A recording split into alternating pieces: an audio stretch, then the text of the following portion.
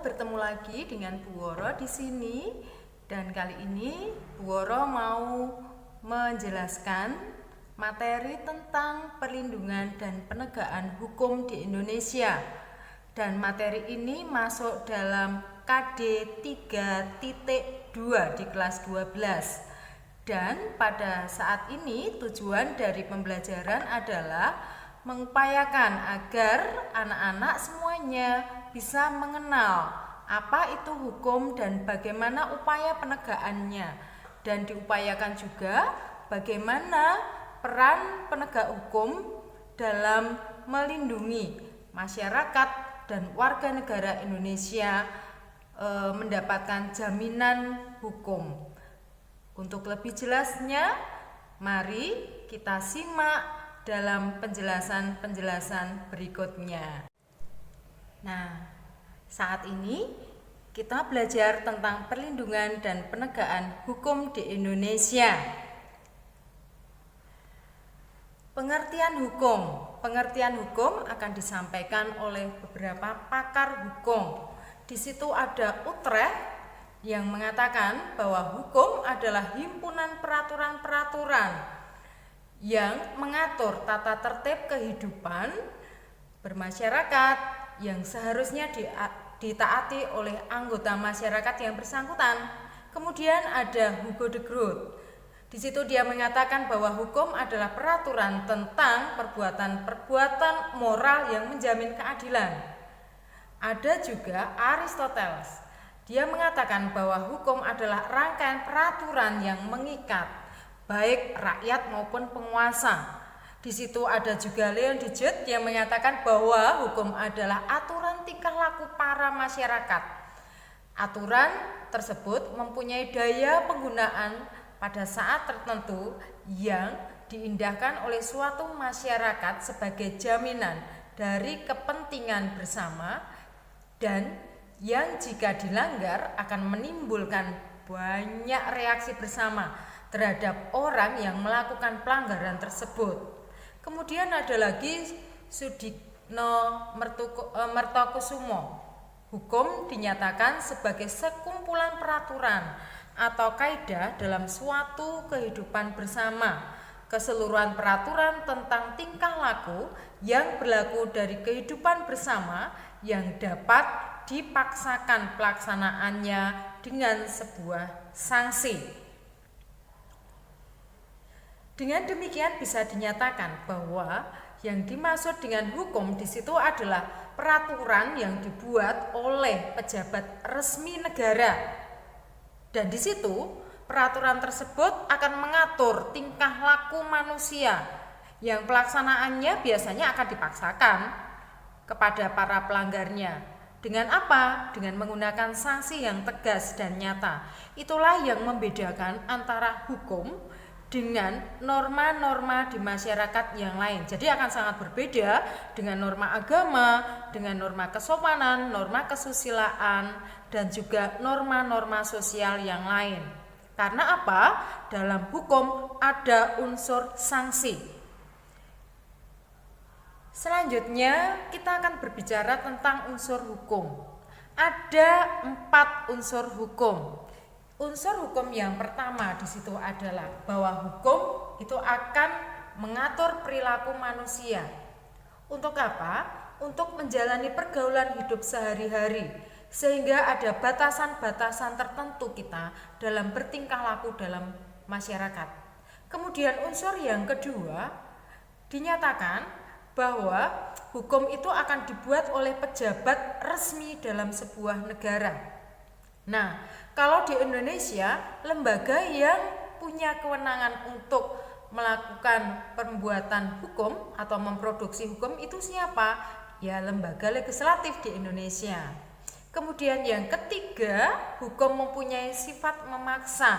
Sifat memaksa ditunjukkan dengan adanya sanksi yang tegas yang diberlakukan bagi para pelanggarnya. Nah, kemudian selain itu kita juga akan melihat apa toh yang menjadi tujuan hukum. Tentu saja hukum dibuat tanpa adanya sebuah keinginan untuk mencelakakan manusia atau masyarakat yang tinggal dalam sebuah negara pada khususnya, di mana tujuan hukum di situ dia bertujuan untuk mendatangkan kemakmuran dan kebahagiaan pada masyarakat. Dengan cara apa? Untuk mencapai keadilan dan ketertiban di masyarakat itu sendiri.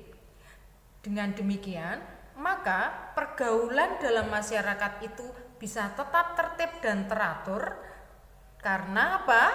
Karena bisa masyarakat akan mendapatkan petunjuk bagaimana menjalani kehidupan bersama-sama dengan masyarakat yang lain, bagaimana tidak melanggar kepentingan masyarakat yang lain, bagaimana saling menghormati. Selanjutnya, apa itu fungsi hukum? Ada 3 fungsi hukum, yaitu sebagai pengendalian sosial, agar perilaku kita tidak menyimpang dari norma-norma yang ada, khususnya dari norma hukum. Yang kedua, memperlancar proses dalam interaksi sosial. Jangan sampai yang terjadi adalah proses yang sifatnya merusak interaksi, tetapi harapannya adalah proses yang bisa membangun interaksi yang baik. Selanjutnya di situ adalah untuk menata kehidupan masyarakat.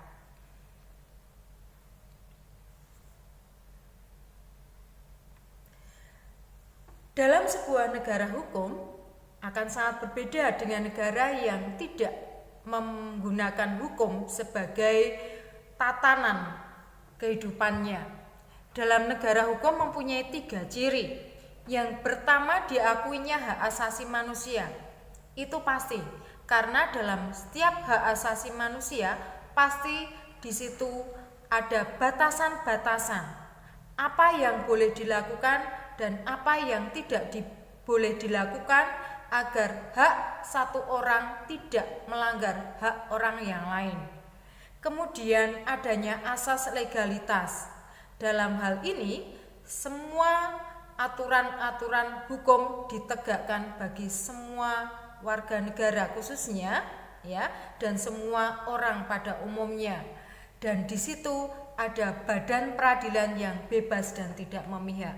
Artinya badan peradilan dalam suatu negara itu tidak akan mendapatkan tekanan dari lembaga negara yang lain dan tidak dipaksakan dari kekuatan apapun juga. Nah, itulah ketidakberpihakan lembaga peradilan. Maka lembaga peradilan biasanya diharapkan untuk tetap bersifat profesional dan juga tegas dalam menegakkan hukum. Selanjutnya, kita berbicara tentang penggolongan hukum. Penggolongan hukum nanti dibedakan menjadi beberapa kriteria. Ada yang berdasarkan sumbernya, ada berdasarkan bentuknya, juga berdasarkan isi, tempat berlaku, batas waktu, dan juga cara mempertahankannya. Ini kami sampaikan agar kalian lebih mengenal bagaimana dan apa sih hukum-hukum yang berlaku. Kita lihat satu persatu. Menurut sumbernya, hukum itu nanti akan dibedakan menjadi 5 macam. Yang pertama adalah undang-undang. Undang-undang adalah hukum yang tercantum dalam peraturan perundangan dan undang-undang ini dibuat oleh pejabat resmi negara. Ini undang-undang. Yang kedua adalah adat dan kebiasaan dalam masyarakat. Adat kebiasaan dalam masyarakat ini biasanya diambil dari peraturan-peraturan yang disepakati oleh masyarakat itu sendiri. Dan biasanya adat kebiasaan masyarakat ini sifatnya tidak tertulis, tetapi diakui oleh masyarakat yang bersangkutan. Yang ketiga adalah jurisprudensi. Kalau jurisprudensi itu adalah hukum yang dibentuk berdasarkan putusan dari pengadilan sebelumnya, dan ini dijadikan pedoman dalam putusan-putusan peradilan selanjutnya. Yang keempat adalah traktat. Traktat ini adalah hukum yang ditetapkan oleh negara peserta dalam perjanjian internasional. Nah, biasanya dalam perjanjian-perjanjian internasional di situ akan mengakibatkan akibat hukum tersendiri bagi negara-negara yang ikut serta dalam menandatangani isi perjanjian. Selanjutnya di situ ada doktrin. Apa itu doktrin? Doktrin ini adalah hukum yang berasal dari pendapat para ahli hukum. Dan tentu saja ini sifatnya bukan sifat yang subjektif tetapi harus objektif, ya. Selanjutnya kita akan berbicara tentang penggolongan hukum berdasarkan bentuknya. Berdasarkan bentuknya nanti hukum dibedakan menjadi hukum tertulis dan hukum tidak tertulis. Kalau hukum yang tertulis itu adalah hukum yang dapat ditemui dalam bentuk tulisan-tulisan tertentu dan biasanya dicantumkan dalam lembaran negara. Sedangkan hukum yang tidak tertulis biasanya berdasarkan pada keyakinan dan kenyataan dalam masyarakat. Berdasarkan isinya nanti hukum dibedakan menjadi dua, ya. Itu adalah hukum publik dan hukum privat. Kalau hukum publik adalah hukum yang mengatur hubungan hukum antara negara dengan warga negara yang menyangkut kepentingan umum. Dan biasanya hukum ini tertuang dalam hukum tata negara, hukum pidana, hukum administrasi negara, hukum pajak. Dan kalau hukum privat di situ adalah hukum yang mengatur hubungan hukum antara orang yang satu dengan orang yang lain yang bersifat pribadi. Jadi kalau misalnya kita melakukan transaksi dagang, kemudian adanya perjanjian tentang waris, pembagian harta waris, maka di situ akan menggunakan hukum privat, bukan menggunakan hukum publik. Jadi kalian bisa membedakan bagaimana penggunaannya. Sedangkan kalau kita melihat adanya sebuah peristiwa hukum, misalnya seperti kasus pencurian, kasus pembunuhan, ya, korupsi dan seterusnya, maka di situ masuk ranah hukum publik. Kalian bisa membedakan itu. Selanjutnya kita berbicara tentang hukum menurut tempat berlakunya. Menurut tempat berlakunya nanti hukum akan dibedakan menjadi 5 macam. Di situ ada hukum lokal, ada hukum nasional, hukum internasional, dan hukum asing serta hukum gereja. Kalau hukum lokal berarti hukum yang berlaku dalam suatu daerah tertentu. Dan biasanya kalau hukum lokal yang satu akan sangat berbeda dengan hukum lokal yang lain, ya, wilayah yang lain. Misalnya aturan yang ada di adat Jawa pasti akan berbeda dengan aturan yang ada di Batak atau di Minangkabau atau di Bali. Itu hukum lokal. Kita lebih mengenalnya pada hukum adat masing-masing. Sementara kalau hukum nasional adalah hukum yang berlaku pada suatu negara tertentu. Dan aturan hukum suatu negara pasti juga akan sangat berbeda dengan aturan hukum di negara lain. Sementara ada hukum internasional. Biasanya aturan hukum ini akan mengatur hubungan hukum antara dua negara atau lebih, dan mereka akan diikat dengan aturan-aturan hukum internasional seperti hukum perang. Jadi jangan salah, perang itu ada aturannya, tidak sekedar untuk berperang. Ada hukum publik internasional pula, ya. Kemudian ada hukum asing, berarti itu adalah hukum yang berlaku di negara lain. Jadi patokannya adalah hukum itu tidak akan berlaku di negara kita, ya. Selanjutnya di situ ada yang namanya hukum gereja. Hukum gereja adalah hukum yang hanya berlaku dalam gereja dan itu akan mengikat anggota-anggota gereja. Dan hukum gereja tidak akan mengikat kepada orang-orang yang bukan anggota gereja. Dan ini mohon untuk dipahami. Selanjutnya, berdasarkan cara mempertahankannya ada hukum material dan juga di situ ada hukum formal.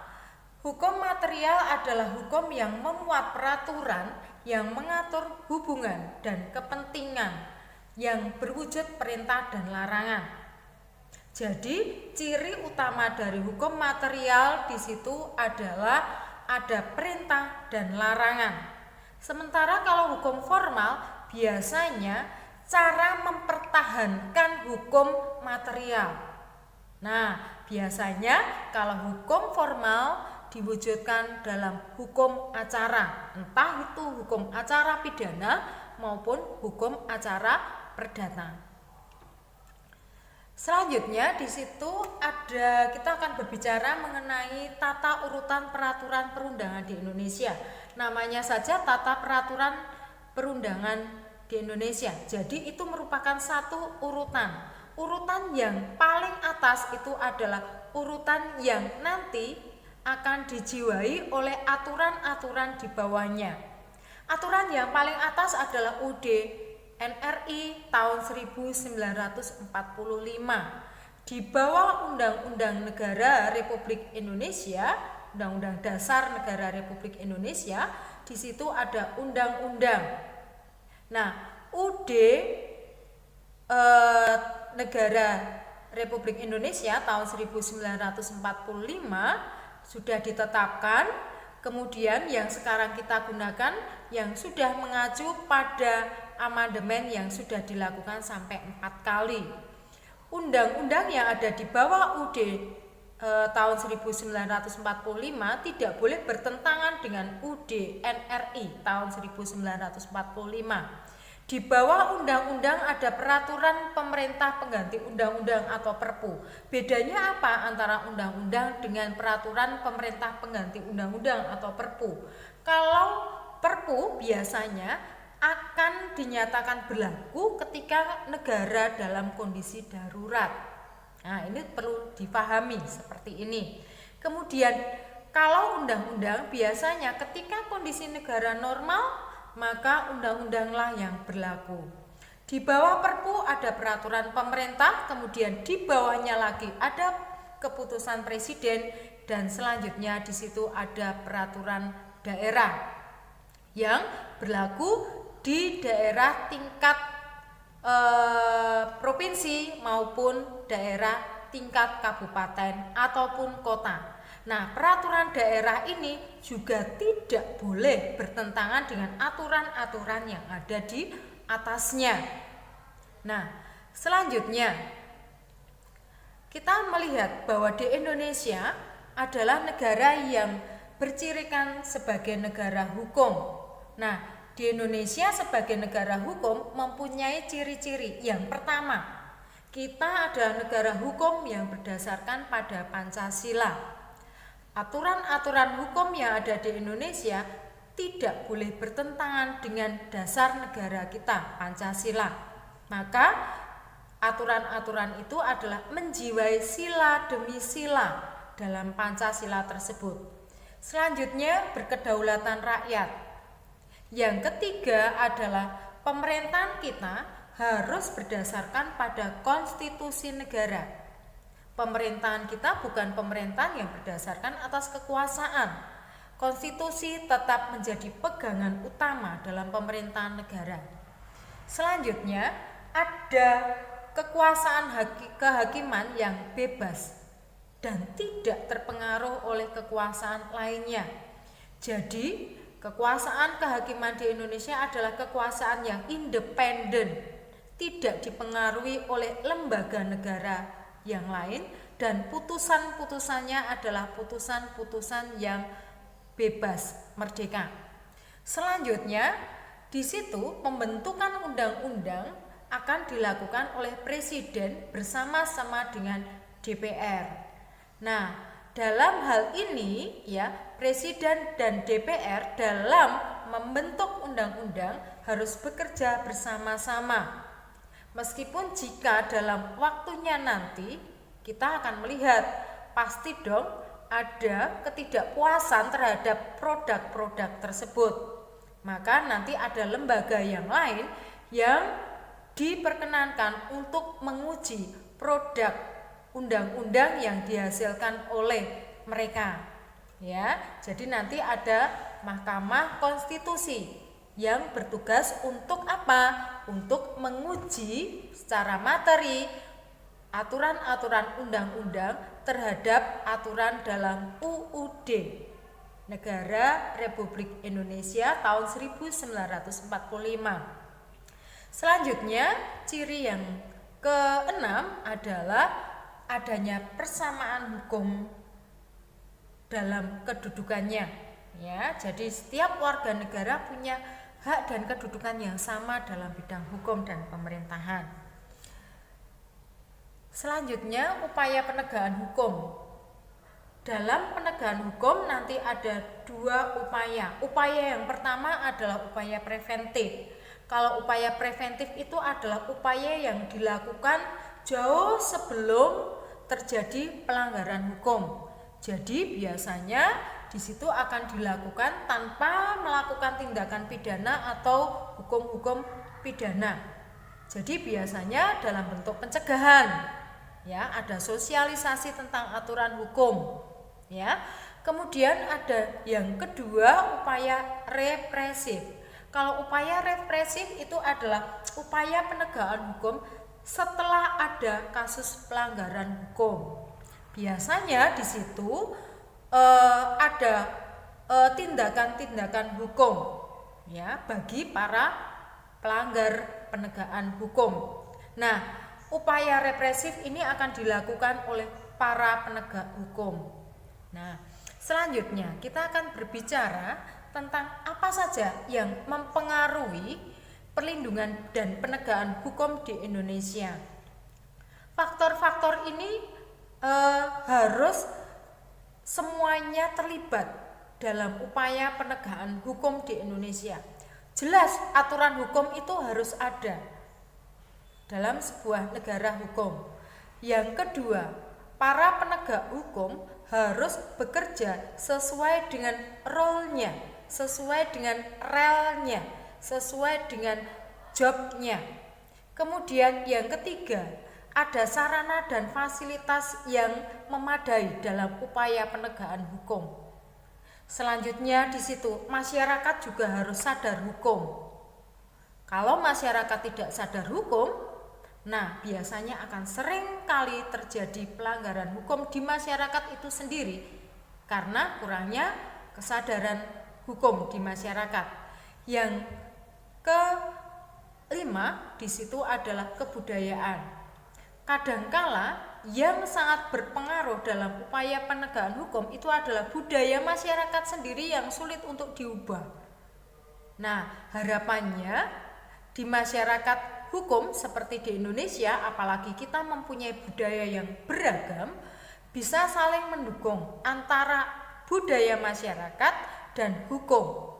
Jadi, kalau mereka bisa berjalan berdampingan, maka antara hukum dan kebudayaan bisa sama-sama dijalankan tanpa saling melanggar. Nah, kelima faktor inilah yang sangat berpengaruh untuk menegakkan dan melindungi keberadaan hukum di Indonesia. Jadi, satu saja tidak sesuai dengan porsinya, maka penegakan dan pelindungan hukum di Indonesia bisa terganggu. Siapa saja sih aparat penegak hukum di Indonesia? Aparat penegak hukum di Indonesia itu nanti ada 5 aparat penegak hukum. Yang pertama adalah kepolisian. Kepolisian di Indonesia akan bertanggung jawab untuk melakukan ketertiban di masyarakat. Dan dalam hal ini, kepolisian juga punya kewenangan untuk melakukan penyidikan dan penyelidikan tentang terjadinya sebuah peristiwa hukum. Nah, hasil dari penyidikan dan penyelidikan yang dilakukan oleh pihak kepolisian biasanya akan dilimpahkan kepada kejaksaan. Nanti kejaksaan akan melihat semua berita acara penyidikan dan penyelidikan yang dilakukan untuk melakukan penuntutan, dan juga nanti hasil dari penuntutan itu nanti dilimpahkan kepada kehakiman. Hakim akan memutuskan perkara berdasarkan semua berkas yang sudah dilimpahkan kepada hakim oleh pihak jaksa. Nanti hakim setelah memutuskan perkara, ya, yang melakukan eksekusi adalah pihak kejaksaan. Kemudian ada juga advokat. Siapa advokat itu? Advokat adalah lembaga yang memberikan nasihat-nasihat atas perkara-perkara hukum. Kita semua pasti tidak akan lepas dari perasaan yang minder, ya, ketika berhadapan dengan sebuah peristiwa hukum. Maka kita punya hak untuk mendapatkan pendampingan hukum. Nah, itulah tugas advokat mulai berjalan. Jadi memberikan pendampingan kepada kita, apalagi kita yang sangat awam terhadap hukum. Kemudian ada satu lembaga independen negara yang punya kewenangan untuk melakukan upaya pemberantasan korupsi. Lembaga ini namanya KPK, ya, Komisi Pemberantasan Korupsi di Indonesia. Nah, KPK ini bersifat independen. Dia akan melakukan tugasnya mulai menyelidiki semua peristiwa-peristiwa yang dianggap menguntungkan diri sendiri dengan cara tidak jujur. Entah itu mengambil harta milik negara ataupun milik pihak lain demi memperkaya diri sendiri. Nah, yang perlu kalian ketahui itulah pelindungan dan penegakan hukum di Indonesia yang kita pelajari hari ini. Selamat belajar, semoga sukses menjadi insan-insan yang punya kepribadian dan kesadaran hukum yang tinggi. Nah, itulah penjelasan mengenai hukum dan upaya penegakan hukum di Indonesia. Kalian sudah mengenal apa itu hukum, apa itu ciri-ciri hukum, bagaimana sifat-sifat hukum dan juga unsur-unsur hukum, siapa saja yang terlibat dalam hukum di Indonesia, dan faktor apa saja yang sangat mempengaruhi upaya penegakan hukum di Indonesia. Nah, dalam hal ini kalian sudah mengenal banyak tentang upaya penegakan dan pelindungan hukum di Indonesia. Maka harapannya kalian sebagai siswa-siswi dan juga warga negara Indonesia bisa tetap tunduk kepada hukum dan juga menjadi contoh serta panutan bagi masyarakat sebagai insan terpelajar yang patuh dan taat hukum. Jayalah hukum di Indonesia. Terima kasih, selamat belajar dan sukses selalu.